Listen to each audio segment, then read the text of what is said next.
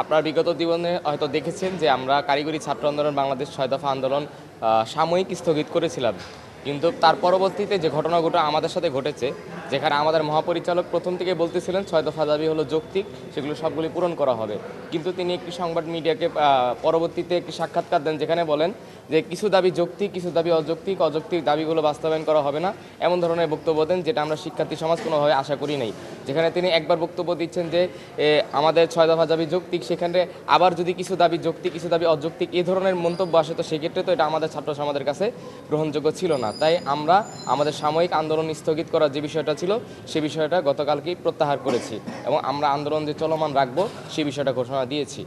আর আজকে এখানে আমরা এই সমবেত হয়েছি একটি মাত্র কারণে, যে সারা বাংলাদেশে যে আমাদের আন্দোলনটা এখনও ঐক্যবদ্ধ আছে, এখনও যে আমরা দৃঢ়বদ্ধ হয়ে আবার রাজপথে ডাক আসলে ডাকে সারা দিয়ে সারা বাংলাদেশের অনেকগুলো পলিটেকনিক একযোগে রাজপথে নামতে প্রস্তুত আছি, সেই অবস্থান জানান দেওয়ার জন্য আজকে আমরা আইডিইবি ভবনে সারা বাংলাদেশের প্রায় 60টা পলিটেকনিক ইনস্টিটিউট আমরা একত্রিত হয়েছি।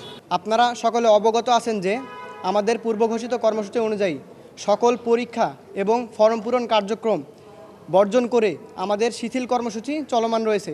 পাশাপাশি পূর্বঘোষিত কর্মসূচি অনুযায়ী পলিটেকনিক সমূহের প্রশাসনিক ভবন তালাবদ্ধ থাকবে যতদিন না কারিগরি সংস্কার কমিশন এবং কুমিল্লায় হামলার বিচার করা হয়।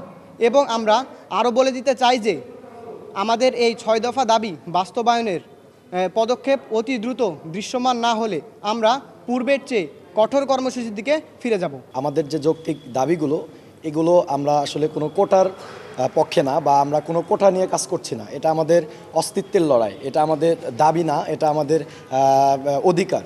তো সেই প্রেক্ষিতে আমরা মাঠে নেমেছি। এখানে কিছু কুচক্রী মহল কিংবা তৃতীয় পক্ষ তারা হাত ঢুকে আমাদের দাবিগুলোকে অযৌক্তিক বলে প্রমাণ করছে, এবং বিএসসি ইঞ্জিনিয়ারিং পড়ুয়া যে সকল ভাইরা রয়েছেন তারা আমাদের এই ডিপ্লোমা অধিকারকে তারা কোটা বলে সম্বোধন করতেছেন।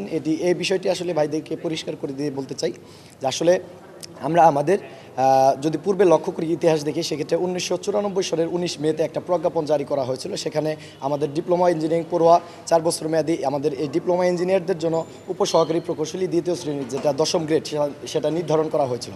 আমরা তাদেরকে একটি কথা পরিষ্কার করে দিয়ে বলতে চাই, এখানে আমরা কোনো কোটা নিয়ে আন্দোলনের নামি নাই।